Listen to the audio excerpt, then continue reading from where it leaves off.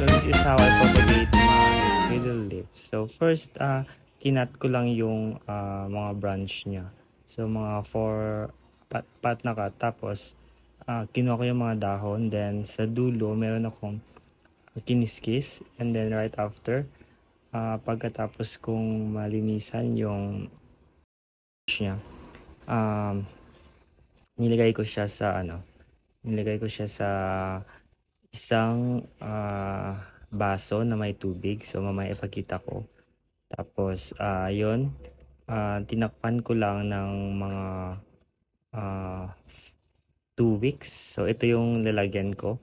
So inilagay ko dyan yung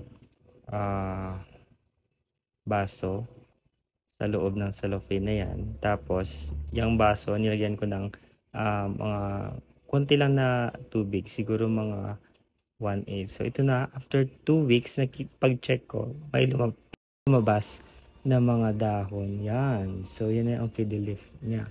So very effective. Unlike nung tinry ko dati na i-markot. So na medyo matagal. Ito mas mabilis. So mga 1 to 2 weeks lang, lalabas na yung kanya mga baby. So yan, ready na itanim.